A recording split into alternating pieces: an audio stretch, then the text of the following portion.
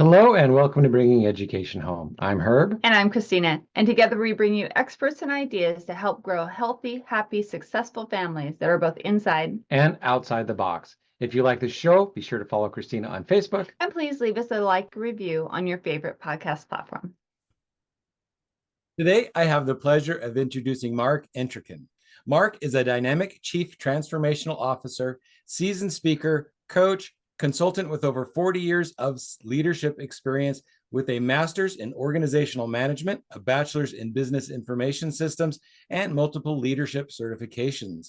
Mark empowers individuals, corporations, educational institutions, and organizations to unlock their full potential. He is the creator of 7 Quick Steps to Achieving Unity Success Formula, building bridges that strengthen communication, collaboration, and lasting success from the bedroom to the boardroom and all rooms in between. Mark's passionate, results-driven approach transformed division into connection and frustration into focus. He inspires audiences to prioritize what matters most, achieve long-term growth, and lead lives of greater unity and impact. Welcome, Mark. It is a pleasure to have you here. That stuff that goes well into business goes well into family. So it's going to be really interesting how we transform this from a business talk into a family talk. And I'm really looking forward to hearing from you today. Herb, thank you so much for you and Christina both. It's an honor and a pleasure to be here. I love what you're doing and helping families and become more vibrant in the educational process. My parents weren't, and I would have loved to have a little bit more help and someone just to, even if they didn't have the answer, someone to talk it through. Absolutely. And that's, like you said, what our core mission is, making sure these families are taking the education and making it vibrant, making it work for their child. And that is so wonderful. Tell us a little bit more about your passion. How did you get into your 7 steps and what kind of drove that? What was that pivotal point that brought this to, I need to share this with a lot more people? That's a great question because it goes way back. It goes into the time, right? Well, it goes into the time we moved when I was just starting the 3rd grade. We lived in southern Mississippi, and it was during the time of integration and the battles in Washington and some of the very most violent times in racial issues. And we moved from a small town in southern Mississippi out to a town in southeastern New Mexico in the Permian Basin oil industry. And me being coming into the 3rd grade, I knew so little.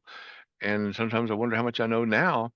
But even then, it was going from what was more of a Black community, is sometimes called, to a Hispanic community, just a little bit lighter color. And I don't know if you noticed, but I'm not white by any means. I mean, I have a blue shirt on, but there's no way that I'm white.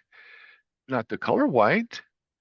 Somebody could rate me that way, but anyway, that's where it all started. Then I was about to go to college, had a scholarship at the University of Alabama. I was thrilled. If you remember the coach Bear Bryant, now I wasn't there on sports scholarship. I was there for Scholastic, but I would have been there for some of his absolute best years in college football. And I was just so ready for that.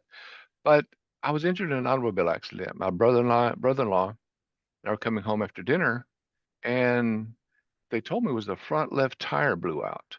We went into the ditch. I went through the windshield. I've got scars on my hands, scars on my chin, lots of scars on the side of my head because they flew me by helicopter from southern Mississippi to central Mississippi to a neuro unit because I had glass in my head. It was pretty dramatic. It was ready that I would not live. That's what it put in the paper, not expected to live. And the point of that is Hattiesburg was a very dark-skinned town. I mean, there's a lot of that. So where did the blood that I received come from? Do we think that, hey, Mark's got friends that are going to college or about his age and at the same education level he is, let's go get blood from them and help Mark out. Well, that sounds good in theory, but that's not the way it happens. It could have been anyone in Hattiesburg, Mississippi that had gave blood, donated blood that kept me alive. And then after that, the whole process and recovering, 6 months recovery, it was pretty dramatic. But then I got a divorce just a few years later after college, and I wanted full contact with my children. Pretty simple. Mom, dad, 2 kids, they should still be parents. Not in the court system. That's not the way it works. We had a deadbeat dad syndrome going on. And some guy who didn't pay, who won the lottery, didn't give him money to his ex, didn't give money to his children. And there's bad people everywhere. I mean, you know that, Justina, Herb. There's some features aren't so good. I mean, it's just, everybody, nobody's perfect. But I walk into that courtroom and you would have thought I was carrying sometimes a cross to bear. It was terrible. And then I got involved in the Children's Rights Council, then Fathers for Equal Rights, and started building on that. And I started seeing all of the prejudices that we have today that we don't think about. And we talk about families and family education. This was a culture that I was growing up in. This was a learning that many, many, many people had, all because that's just what we learn what Johnny does, we learn what Janie does, and we follow. We learn what Susie does, learn what Sammy does, we follow. These things had to end. And I thought this was the best way for it. Working in IT and computers, was speaking a lot, was training a lot. I've been an adjunct professor for DeVry University, for University of Denver. Let's start putting this more into an action where I think I can help more people. And that's what brought me to the point that we are the same, all of us. That blood I talked about in Hattiesburg, Mississippi, it could have come from anyone because there's only 4 blood types. Type A, type B, type AB, and type O. That's it. I don't care if I'm in Hattiesburg, Mississippi, Macon, Georgia, South America, Central America, Scandinavia, Russia, China. That's the way it is. So we have got to learn. We have all got to learn to make this world a better, better place. That we are the same, whether we like it or not. Yeah, that is so yeah, everything you said is like, what do we teach our children? How do we show them the differences and the beauty of the sameness of everyone? How do we really make sure that our kids grow up in a society, in a space where they are looking deeper than just the outside of somebody? What's happening inside, where their feelings, their emotions, their kindness, their strengths, even their weaknesses at times, that really help us understand each other. Yeah, and the simple term is we all bleed red, and that story just really drives it home to the point. Yeah, It's so true. I mean, Herb, it's one of those situations that we're just not taught that, and I bet everyone has learned somewhat about blood and about people and about going to the doctor in school, but we're never taken to the level that opens up that door that says, hey, we are the same, no matter where we're from. And that's one thing we have to take with us. And that's why this work about education at home brings such a strong value to so many people, because our government, I mean, how many regulations are there? I was just talking to an attorney on my podcast on Wednesday, and let's talk about the regulations. It's not just the law. The law is written, but the regulations are what puts it into action. And one of the last few places that Americans have true liberty is in the education of their children. They have the right and the ability at any point to take them out of school and educate them themselves. And that right is one of very few that have that level of extreme freedom for the people, and they don't understand it and they don't take advantage of it. And that's a good point too, because we talked about the Constitution and the Declaration of Independence and how they're different, because Declaration of Independence was our freedom from Europe, and our Constitution is the way we make that happen, make it work. And like you're saying, those freedoms that we have, we've got to know them to exercise them.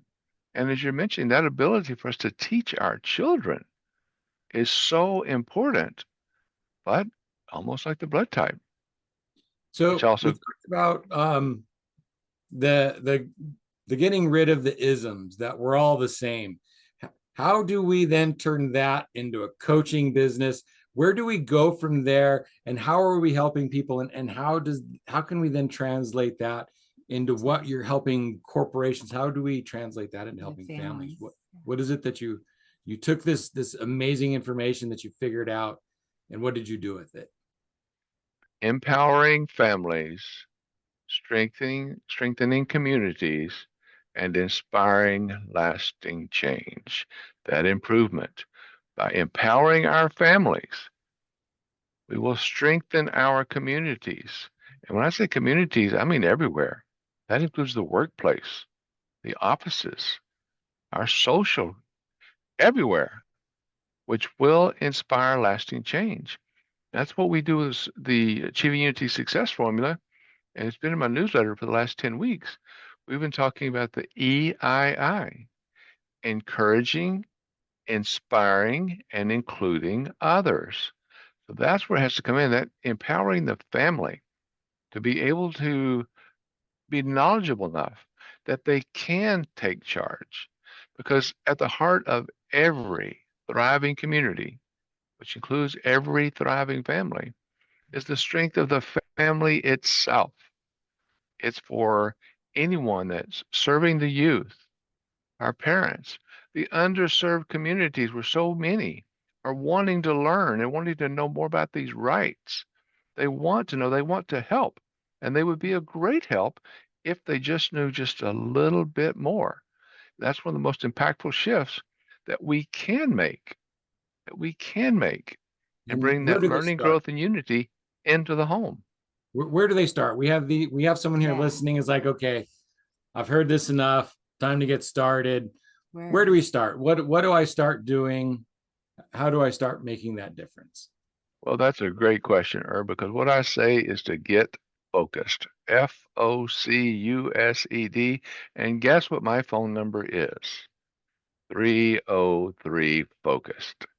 303-362-8733. And that's 303 focused on your dial. Start with me. Let me help. Let's get that ball rolling and keep that ball rolling. You can go out to my website, www.achievingunity.com. We can get involved. Come listen to my podcast. People all the time talking about freedoms, what we can learn, helping our mind, helping us grow. Subscribe to my newsletter. It's on that site, www.markentrekin.com, www.achievingunity.com, www.realityfocus.com. Connect with me. Let's work together because I cannot do it alone. That's what unity is. None of us can do it alone. It takes more than one. And us working together, us being here today is just one example. So if you have any listeners that want to get started, they may already have a lot more than I do, for example, but that doesn't mean that we can't still join together in unity to build that next step for ourselves and for others. So when our parents are sitting down talking with their kids about this, it's like, how do we deal with little Susie down the street who we're not quite getting along with, right? There's something going on. How do we get those parents to help the child focus on that unity and see that maybe there's differences between them that is causing the issues, or what can they connect with that would make the situation better? That is a great question, Christina, because first thing is we can't teach those who don't want to learn. Mm-hmm. So we have to start with ourselves there so we can open up and be able to visualize what other people are going through. Because as we talked about earlier, we have cultures and everyone is raised differently. So let's just pull Susie and Sammy out of the name bucket and say Susie down the street thinks something that Sammy up the street doesn't think. The first thing we've got to ask is, why do you think that? Where did you learn that? Because many times when we think about where did I learn to do what I do? Where did I create my comfort levels? which turn into habits. So we need to think about that. And then we need to think, is it that important? Because one thing that I teach over and over is anger has no value. Anger has no value. What does anger stand for? Actions not gaining effective results. ANGER, anger. Actions not gaining effective results. So why do we even think that way? And if we think some way, why do we have anger? It's all a learning experience, isn't it?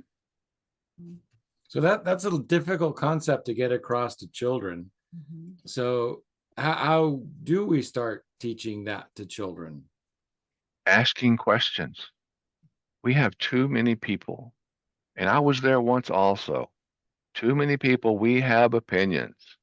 I call it the HMO, HMO, HMO. Here's my opinion. Here's my opinion. Here's my opinion. And every time, the majority of us, when we walk into a room, we're going to say something. The counter's dirty. The floor is slippery. I had trouble on the way to work this morning. Somebody pulled in front of me. We've got to get out of those statements and start getting into questions. And when somebody says, "How are you today?" don't be already planning your response. Listen, a little bit of empathy. How are they doing? And too many times we're going to hear something wrong. Many times we'll see or hear, "Oh, I'm fine." But you can listen to their voice. You can say, that doesn't sound like a fine voice.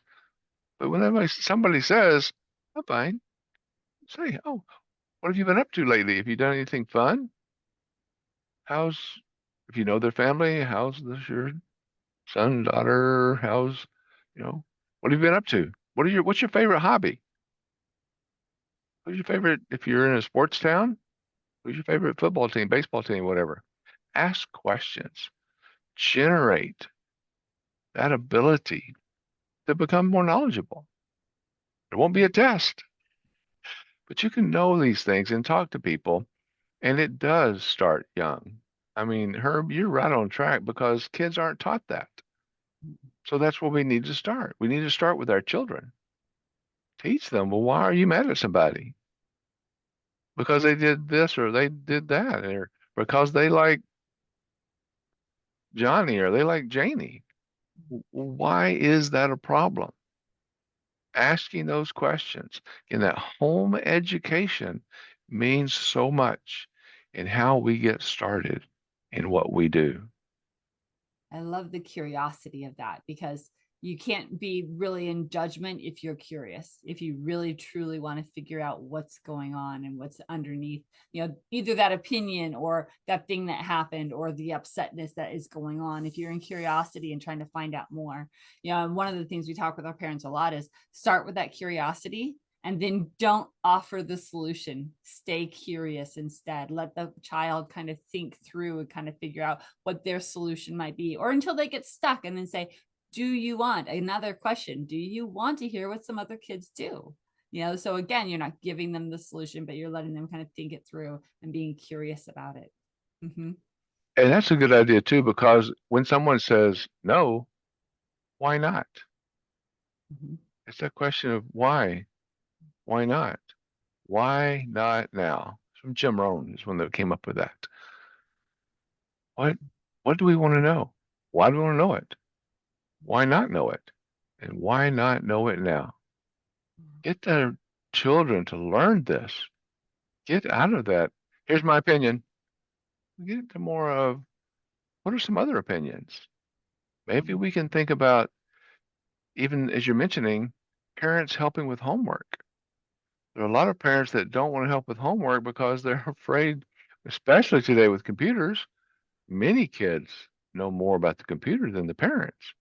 There are many kids now, as you mentioned, I've been in computers for a long, long time. When I went to college, we still had the punch cards. And the punch cards, you punch holes in them too. And that's the way it was when I first started. So I've been here a while. But even as I say that, they have all these new languages and new subroutines and new functions, and I have no idea. I do know how those programs work down deep inside. I know the data. where it's all stored, but how they work and how they function. And does the F1 key do this or Control X do that? Or what? Now a few words about vibrant family education. How many entrepreneurs and business owners start out on this journey to make a better life for their family, only to find that it took so much more time and effort than they were expecting that they had even less time for their family? I know I did. At Vibrant Family Education, we want to help you reach your family goals while you're still building towards your business goals. We do this by bringing you the third leg of the stool to keep your family upright, family education development. By bringing your children's education home, you will be able to model your work ethic and family values as you overcome obstacles and challenges to build your business. Instead of learning facts to pass tests, your children can be watching and seeing the dedication it takes to build your business and the legacy you want to create for their future. They will be able to witness the struggles and joys, the wins and the losses, and learn from you how to persevere and grow in life. Instead of waiting until you get successful to spend more time with your family, start with the end goal in mind and bring your family home. Instead of trying to repair your family after you reach success, let us help you start achieving your family goals from the outset. Learn to be successful with your family now, and no matter what happens in the future, they will be better prepared for life, especially after watching how you cared for and built not only a business, but a healthy, happy, and successful family. We offer a wide range of educational services, including how to easily get started with homeschooling. Come visit us at vibrantfamilyeducation.com and let us show you how. And now back to our guest. That's one of the myths we break in some of our talks is parents think that they're not qualified to teach their children because they don't know this. I was bad in math at school, so how can I teach my children math? And so we help break that myth. It's like, well, because as you're teaching them, you might find something you missed. And you don't necessarily have to be the teacher. There's lots of programs and stuff that can assist with that. So it's not necessary. But as you're helping, even if you're not necessarily understanding, the way you can question and work through a problem is probably more important that they learn that than it is if you give them the answer. So yeah, helping them with their homework when you don't know is probably just as important of a lesson as helping them when you do. And I appreciate that so much, Herb, because it goes back to what you're saying, encouraging, well, both of you are saying, encouraging curiosity and discussion, because it's too hard that if we're not learning it at home, how are we going to exercise it when we're out of the home?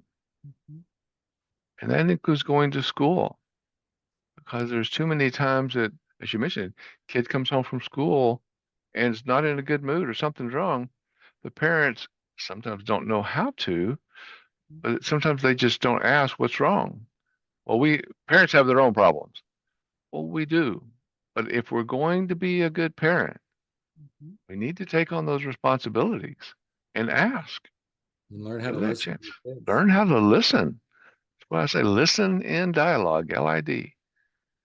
Be able to listen and create conversation. Even though there's gonna be times that we're not gonna understand, especially get on the computer side, what they're talking about and how many new programs there are, and there's a game this and game that and game +1, game +99. We can't keep up with all that. I don't think anyone can. But as you're talking about, that ability to encourage that curiosity, encourage that discussion, help them lean into teaching.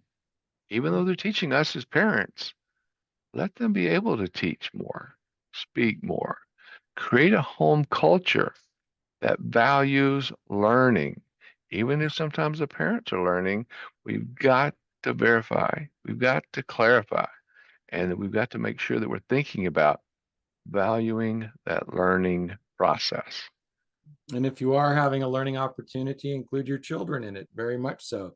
If you are working on the 7 attributes and working to get focused, make sure your children can see you doing that and seeing you improve. Because, oh, dad's going to school too. He's got to do that even at his age. So getting that understanding out there and modeling to your children that even you still get to learn stuff and go to school. That is so true. And even though for some of us that are theoretically retired, I'm still learning. I'm still going. I'm still growing everywhere I can because there's so much to learn still. If we just allow that to happen, and I would love to go to a school event, for example. But I remember back in the day, I would go to a school event, and my ex, because I was there, wouldn't go to the school event. Mhm. And even there are times when we were both there, I would be one or two of 20 other people there that were all mothers and moms or teachers. And the teachers were mostly female. So it's a situation where we've got to open up and learn, as you're talking about, that it's good that we're there. It's good that there's a partnership. And I do work with a lot of couples that are divorced, Mhm. but in some ways they get along better not being the married part, even though they have a child, they're still a mom and a dad. Mhm. They still get along better and they can even laugh more about that kid growing up and being at those things together. It creates that community. Don't forget, community ends with UNITY, unity. So we can put that together and we all come together and talk and share, listen in dialogue, and be able to receive more of what we hear, right? And, I'm sure that almost all of your listeners and all of our listeners are like absolute experts and know everything about what we're talking about. And so they're just listening in to feel how right they are. They're not learning. And so I know that, over 100 episodes, that the reason this is still really interesting and the reason I love doing this is I learn so much. That's the reason I listen to other people's podcasts. And make sure that you're sharing that with your children as well. Hey, it's like, wow, listen, look at, I'm still learning too. And there's so much that by interviewing people, the process of asking questions, how much we learn, the process of listening to these podcasts. It's like you might hear something and it might not be relevant for a year, but then a year later, it's like you'll do something. It's like, oh, I heard this. My mom told me I had a problem here with some yard work, and my mom told me a joke that she heard as a kid, and I was able to fix one of my tools because of a joke. Oh, And it's like the weird little way information comes at you if you're just listening. I tease my mom a lot because in the joke, it's like the person that fixes it was called stupid. So I tease my mom. She called me stupid. My mom would never Never say do that. right. I So want to jump back for a second to what you were talking about, the parents going to school and to the school events, right? One of the key indicators I saw as a teacher when I was in the classroom was that whenever the parents showed up, even though they were divorced, when they could get along enough to come to conferences together or come to school events together, that helped those kids be so much more successful because they knew that they had people behind them that cared. They knew that people were working things out for their benefit, right? And they knew that they were a priority. So just They did. They do. if you're divorced and you are having a hard time with your spouse, can you set it aside for the child in specific instances? I don't mean walk all over each other, right? But for those specific instances, put it aside and really put that child first. You're making so much sense what you're saying, Christina, because again, that's one of those things that if they can go together and then listen in dialogue, Mhm. not again, as we talk about our opinions, HMO, HMO, here's my opinion, here's my opinion. Be able to listen and learn because all of us are very intelligent. Everyone on this earth, if they take that opportunity, we all have a bit there's some exceptions, of course, in the medical world, but if we're there together and we want our child to learn, we have to show them how it's done. And if we keep fighting, and as you're mentioning, if they have to do two parental sessions, one with a mom and one with a dad, that's not showing that child unity. That's not showing teamwork. They've got to come together and go and listen. And as you mentioned, with the two of you are doing about bringing parents, bringing education into the home, and that brings the parents into the school. It opens up so much more for the children. And again, when I was young, my dad didn't do those things. That wasn't part of the culture. but today it is more the culture if we just take advantage of it. So as you're I mentioning, had slightly a different experience growing up. So I guess I was one of the lucky ones because my parents, whenever they asked for chaperones, it's like my whole class would be like, hey, can Herb's parents be the chaperones? So oh, my parents cool. showed up a lot.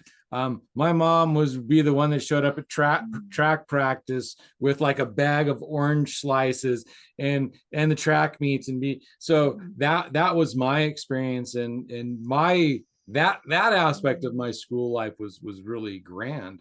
So yeah, That's great. so yeah, some of this conversation is like if I'm not talking much, it's because it's like I don't have that experience. So, but I can tell you that But that's it's it's awesome the experience that I did have, and so I'm very thankful.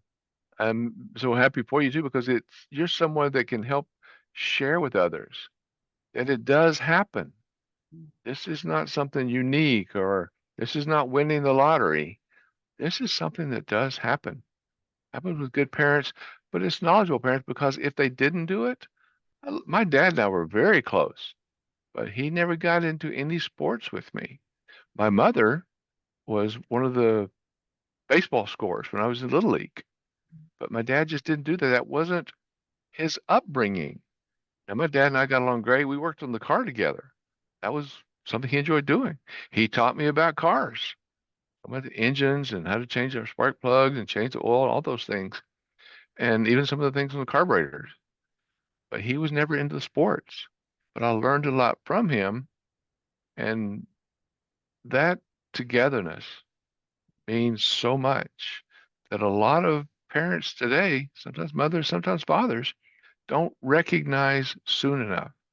And how many of us don't wish we would have spent one more minute, one more opportunity with our child after they've gone from being, as I was talking to my podcast guest yesterday, as a young child, 7 months old, I said, don't forget now, they start school next week. And the week after that, they're in junior high school or middle school. The week after that, they're going to be graduating.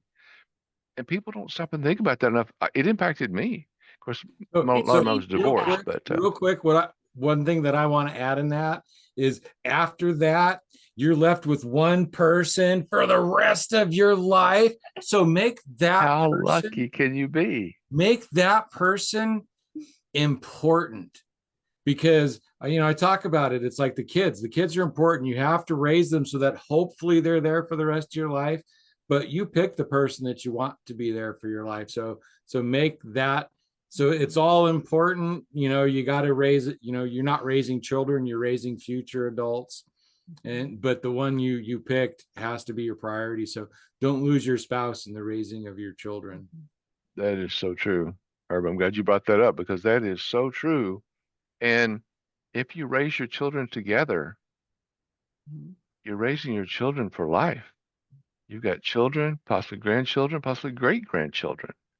Have a lot of opportunity, have a lot of things to enjoy. And what dad, grandpa, grandma, mother doesn't like doing things with those children and say, oh, I'm only doing this because I'm doing it with the child, when they're actually doing things that have fun, things we didn't do with. You know, oh, I'm just going fishing because I have to with my son or my daughter. Yeah, right. They're going fishing because they enjoy fishing and enjoying their kids. I'm going bowling. I'll take the kids just because I have to.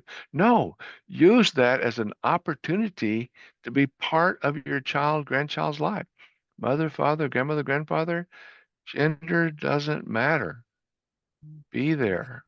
Do something. And Make one more thing, life happen. yeah. And one more thing to layer in here is that, so many of our families think that they have to be giving their child so many different things. We have to go here, do this, have this awesome vacation, be in this sport, be in this club, be in this. They're so busy that they're missing those intimate moments. They're missing They those are. moments. So I encourage families at this point to also slow down a little bit, stop and have It's a, those quiet moments, Mhm. as well as those fun, active, busy moments. But slow down, have those quiet moments too, and really have that intimate, close relationship and discussion. That's you're saying so much there too, because Christina, that's a situation that many, again, parents don't know. Mhm. It's not that people are foolish.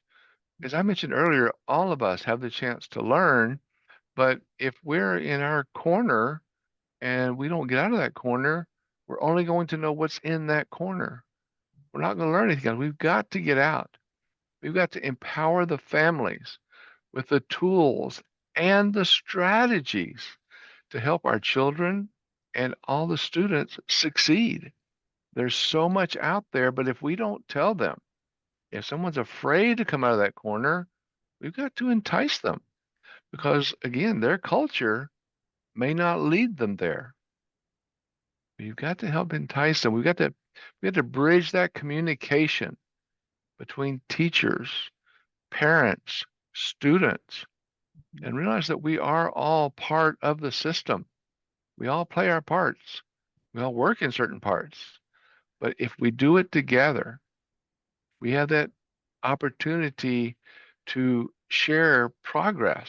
And that again is student progress, teacher progress, parent progress, grandparent progress. But we can learn a lot of those main sources, learn those resources at home first. Exactly. Yeah. Make sure. Yeah. Exactly. Is that time? Is that listening? Is everything that we've been saying? That focus, like, is in that big green oval in the middle of your background that people who watch on video will see, and people who are just listening just know there's a big green oval behind him that says focused right there. Focus. That's Fab. right. Yeah. Yes. Perfect. So as we're kind of thinking about all of this, is there another tip that you can give our families? What is something else that they can do to help bring this into reality for them and their family? Absolutely. I'm so glad you asked that. The Achieving Unity Success Formula, and I have a course starting August 7th, first Thursday in August, and we're going to be talking about all of these challenges that we think are there. But the Achieving Unity Success Formula, AUSF, is built on creating intentional connection, clarity, and action, aligning individuals, families, communities, all of us to thrive through the EII, encouraging, inspiring, and including others. We've got to be bringing that learning home. We've got to be exercising that learning at home and then take it to work. And then when something happens at work, we want to be able to handle it there as well and not bring the anger home. But we need to make sure that we're bringing the learning home, working with that achieving unity so they parallel each other. And especially when we explore how they both align with those core elements that we are talking about today.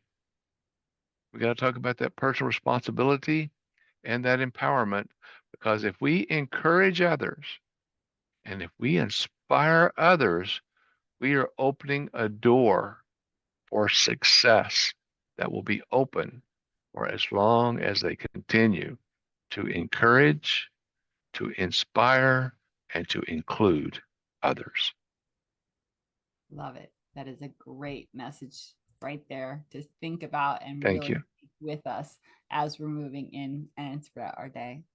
Mark, this has been a wonderful conversation. I really appreciate your time and your effort in joining us today and then sharing these messages with families and other people who really can make a difference. So thank you very much for joining us. Yep. Thank you for Thank being you. here. It is so important what you do. So many people see the problems and they just talk about them or they complain about them and they don't actually move or do anything.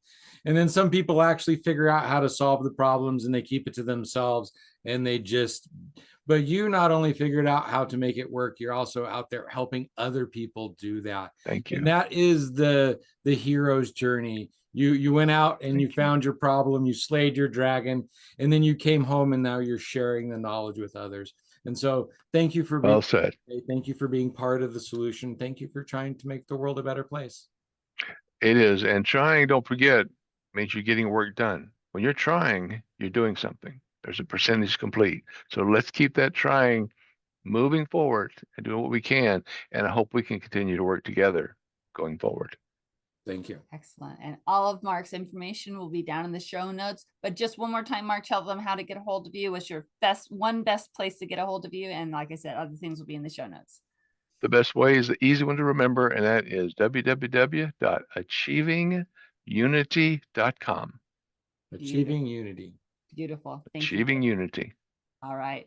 Audience, you know what to do. Is that time of the show where if you have found gold nuggets in this show, which I'm pretty sure you did, make sure you take them with you and put them out there and implement them. Use them as your week and your day goes on. But also don't forget to share the show, like the show, leave some reviews, because guess what? Other people, other families are counting on us to share these great bits of information that will help them raise happy, healthy, and successful children. Until next time, bye for now. Bye for now. Thank you. Cheers. Hello and welcome to Bringing Education Home. I'm Herb. And I'm Christina. And together we bring you experts